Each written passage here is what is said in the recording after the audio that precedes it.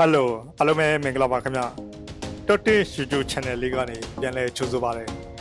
ဒီနေ့ဒီဗီဒီယိုလေးမှာ Panel Cap Room မှာ Color Grading ဘယ်လိုလုပ်ရမလဲဆိုတာကိုပြောပြပေးမှာဖြစ်ပါတယ်ခင်ဗျာ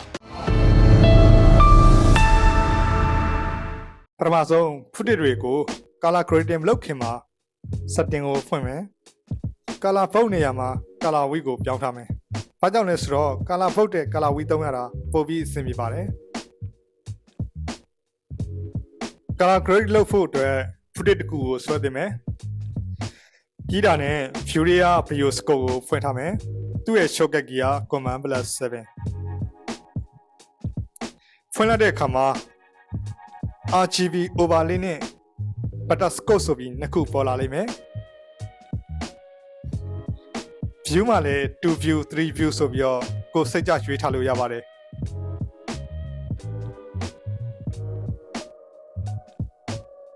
ဒီနေရာမှာတော့ one view ကိုရွေးထားပြီး scope မှာ width ကိုရွေးမယ်ပြီးရင် RGB overlay ကိုရွေးထားမယ် RGB overlay နေရာမှာကိုယ်သဘောကျတဲ့ channel ကိုလည်းရွေးချယ်ထားလို့ရပါတယ်ခင်ဗျ base screen ဖြစ်အောင်ဒါလေးကိုနှိပ်မယ်ကဲ color grading လုပ်ဖို့အတွက် color wheel တွေကိုတွားကြည့်လိုက်ရအောင် color wheel ၄ခုတွေ့ရပါတယ်အဲ့ဒါတွေက global shadow highlight midtone ဆိုပြီးမြင်ရမှာဖြစ်ပါတယ် global ဆိုတာကဟိုတစ်တစ်ခုလုံးကြီးရဲ့shadow highlight midtone တွေကိုခြုံပြီး color grading လုပ်တဲ့အခါမှာအသုံးပြုကြပါတယ်ဒီ global color wheel ရဲ့ဘယ်ဘက်နဲ့ညာဘက်မှာ adjust လုပ်တဲ့အရာနှစ်ခုရှိပါတယ်ဘယ်ဘက်ချမ်းက saturation ကို adjust လုပ်တာဖြစ်ပါတယ်ညမှာ saturation ကိုနားလည်လွယ်အောင်ပြောရမယ်ဆိုရင် saturation ဆိုတာကိုယ့် video image မှာပါတဲ့ color intensity color ပြင်းအားကိုထိညှိပေးတဲ့အရာဖြစ်ပါတယ်ကို footage ရဲ့ color ကိုပြက်ပြက်သားသားဖြစ်အောင်ဒါမှမဟုတ်ဖြော့တော့ဖြစ်အောင်လုပ်တဲ့နေရာမှာအတော်သုံးဝင်ပါတယ်ဥပမာဒီတတိကန်လင်ကိုအပေါ်တင်တဲ့အခါမှာသူ့ရဲ့ saturation ဆိုတဲ့ color industry လေးကများလာမှာဖြစ်ပြီးတော့အောက်ချတဲ့အခါမှာဖြော့တော့ဖြစ်သွားမှာဖြစ်ပါတယ်နောက်ထပ်ညာဘက်ချင်းက brightness ကို adjust လုပ်တာပဲဖြစ်ပါတယ်ဒီနေရာမှာ brightness ဆိုတာကိုနားလည်လွယ်အောင်ပြောရမယ်ဆိုရင် brightness ဆိုတာကကိုယ့် video image မှာပါတဲ့အလင်းအမောင်ကိုထိညှိပေးတဲ့အရာဖြစ်ပါတယ်ကိုယ့်ရဲ့ footage ကအရန်မောင်နေတာမျိုးဆိုရင် brightness လေးတင်ပြီးလင်းပေးစေတာမျိုးပါဥပမာဒီတတိကန်လေးကိုအပေါ်တင်တဲ့အခါမှာသူ့ရဲ့အလင်းကများလာပြီးတော့အောက်ချတဲ့အခါမှာအလင်းကမှောင်လာမှာဖြစ်ပါတယ်ကိုကလက်လွန်ကျက်သွန်ဖြစ်ပြီးမူလနေရာမှာပဲပြန်ရောက်ချင်တယ်ဆိုရင်တော့အောက်က reset button လေးကိုနှိပ်လို့ရပါတယ်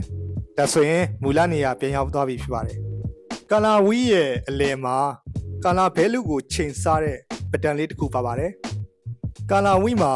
primary color RGB ဆိုပြီးရှိပါတယ်ဒီမှာ red ဒီမှာ green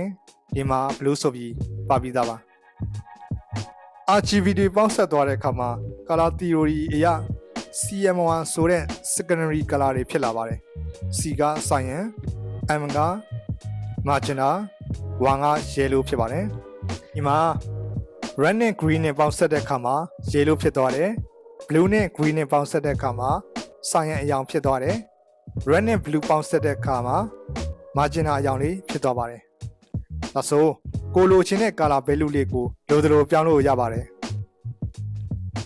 ကဲကျန်နေသေးတဲ့ color wheel 3ခုကိုဆက်လိုက်ကြရအောင် shadow midtone highlight သူတို့3ခုကိုရှင်းရှင်းလင်းမြင်တော့ဒီပုံလေးကိုကြည့်လိုက်ကြရအောင် shadow ဆိုတာကအရေးအမောင် area သူ့ရဲ့ brightness level က0 to 30% ထိပဲရှိပါတယ်ဥပမာဆိုရင်ဒီ footage ရဲ့ shadow ကဒီနေရာလေးမှာဖြစ်ပါတယ်နောက် midtone ဆိုတာက middle area တနည်းအားဖြင့် skin tone area ပဲဖြစ်ပါတယ်သူ့ရဲ့ brightness level က30 to 70% အထိရှိပါတယ်ဥပမာဒီလူရဲ့မျက်နှာက midtone area ပါပဲ highlight ကတော့သူ့ရဲ့ brightness level က70 to 100% ရှိပါတယ်နောက်ကလင်းနေတဲ့ကောင်းကင်မျက်ပြင်ကြီးဒါမှမဟုတ်မီးအလင်းရောင်ရှိတဲ့နေရာတွေပဲဖြစ်ပါတယ်ဒီပုံရဲ့ scan ဆိုရင်ဒါဟာ highlight ပါပဲကဲဒါဆိုရင် stereo midtone highlight သဘောတရားကိုရပြီထင်ပါတယ်ခင်ဗျ global color wheel မှာပြောခဲ့သလိုပဲ bevel ချမ်းက saturation level ကိုပြောပြီးတော့ညာဘက်ချမ်းက branded label ကိုပြောတာဖြစ်ပါတယ်အလဲကတော့ color value ပဲဖြစ်ပါတယ်ဒီ video footage ကို color grading လုပ်ကြည့်လိုက်ရအောင် RGB overlay မှာ red green blue ဆိုတဲ့ weight font လေးတွေမြင်ရလိမ့်မယ်သူ့ရဲ့ range က0 to 100 ထိပဲဖြစ်ပါတယ်0က shadow level ဖြစ်ပြီးတော့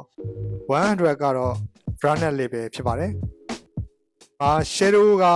0ထိမရောက်သေးဘူးဒါကြောင့် shadow color wheel ကိုတွားပြီးတော့ brightness level ကို0ထိရောက်အောင်ရှာပေးမယ်ဒါဆို0ရောက်သွားပြီပဲဖြစ်ပါတယ် highlight ကလည်း100ထိမရောက်သေးတာကြောင့် highlight color wheel ရဲ့ brightness ကို100ထိရောက်အောင်တင်မယ်ဒါဆိုတော့100ထိရောက်သွားပြီဖြစ်ပါတယ် mid tone ဆိုတဲ့ skin tone လေးရဲ့ brightness level ကိုလည်းနည်းနည်းလေးအောက်ချထားမယ်ကဲပြီးတာနဲ့ဒီအောက်မှာရှိတဲ့ temperature နဲ့တင်ကိုတွားကြည့်လိုက်ရအောင် temperature ဆိုတာကညာဘက်သွားမယ်ဆိုရင် 1F ဖြစ်ပြီးတော့ orange yellow color ပြောင်းသွားတယ်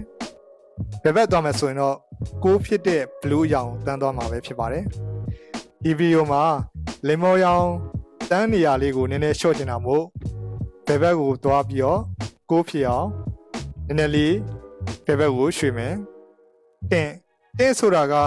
green နဲ့ magenta ကိုညှိပေးတဲ့အရာဖြစ်တယ်ဘယ်ဘက်သွားမယ်ဆိုရင်တော့ green အစိမ်းရောင်များပြီးတော့ညာဘက်သွားမယ်ဆိုရင်တော့ magenta ပိုများလာမယ်ဒီဗီဒီယိုမှာ magenta အရောင်တန်းတာများတာကိုရှော့ချင်တာမို့ green ဘက်ကိုနည်းနည်းလေးချမယ်ကဲဒါဆိုရင် color grading လောက်ထားတဲ့ပုံစံလေးထွက်လာပြီဖြစ်ပါတယ် color grading လောက်တယ်ဆိုတာကတယောက်အမြင်တယောက်မတူကြတာကြောင့်ဒီဗီဒီယိုကြည့်ပြီးတော့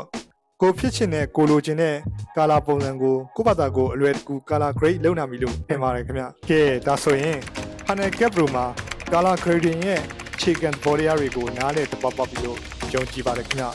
နောက်ထပ်ဗီဒီယိုတွေမလို့တန်းကြည့်ရှုရအောင်ကျွန်တော်ရဲ့ Total YouTube channel လေးကို like and subscribe လုပ်ပေးကြဖို့တောင်းဆိုပါရစေခင်ဗျဒီဗီဒီယိုလေးကိုစောအောင်ကြည့်ပေးကြတဲ့အတွက်လည်းအားလုံးကိုကျေးဇူးတင်ပါတယ်ခင်ဗျ